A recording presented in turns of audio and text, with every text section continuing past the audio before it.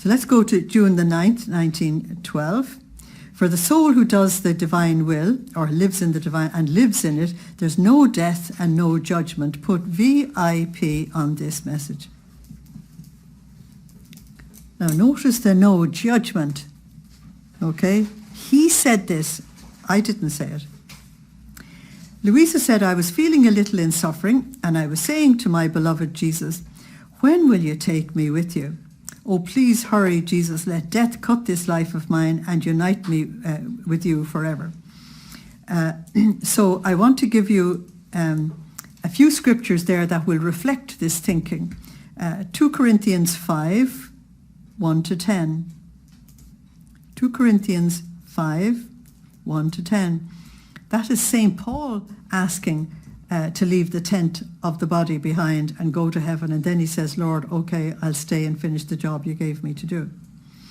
You still have him wanting to do it in Philippians 1, 20 to 26. And again, agreeing to stay on the earth because it's God's will for him.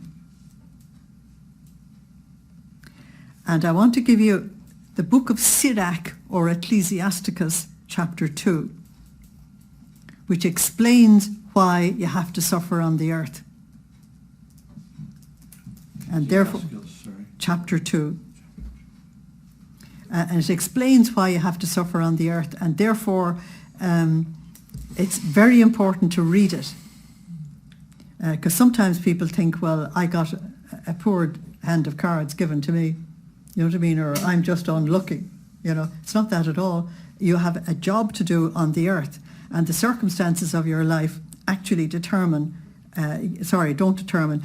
you the opportunity to do what God wants you to do. So Jesus said, my daughter, for the soul who does my will and lives of my volition, we would say lives from or out of my volition, there's no death. Death is for one who does not do my will, because she has to die to many things. Now notice that death is used here in a very special way. When we bring up the subject of death, we often think of a funeral. But he's not talking about that. He's saying that in order to reach this union with God, we have to die to all kinds of things.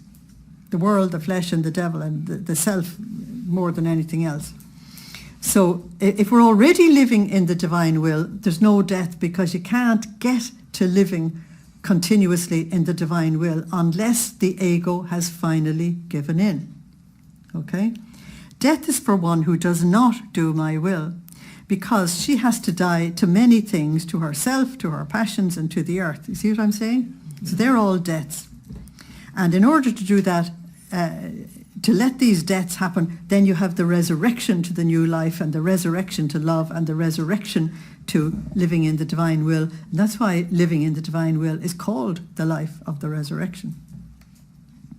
But one who does my will has nothing to die to. She's already used to living in heaven.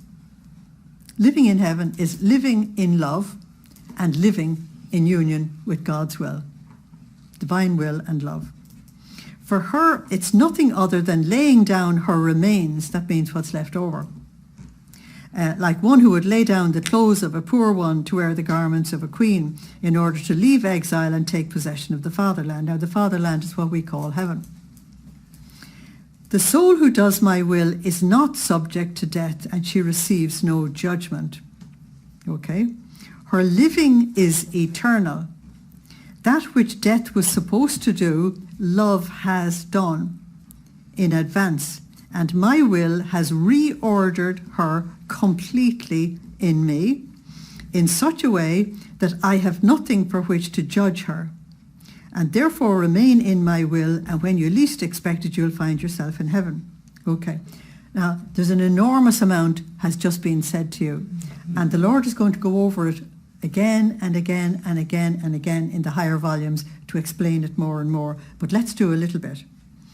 What is the judgment after death? The judgment is on sin. Okay. Someone living in the divine will has given up sin. The judgment is on rebellion against God. A person living in the divine will has long since surrendered to God. the judgment is on anything that separates you from God. But the person living in the divine will has gone to war with sin and self and the passions and the world and all the rest of it. So, as Jesus says here, you have already experienced death and you've done the judgment yourself. You've said, I am not going to let the passions dominate me. I am going to surrender to God. So that's me making a judgment on my own passions. When I decide to lay down my ego before the throne of God, you can't do it all at once without a miracle. Most of us have to do it 102 million times. When you finally lay down the last piece of the ego before the throne of God, judgment is over.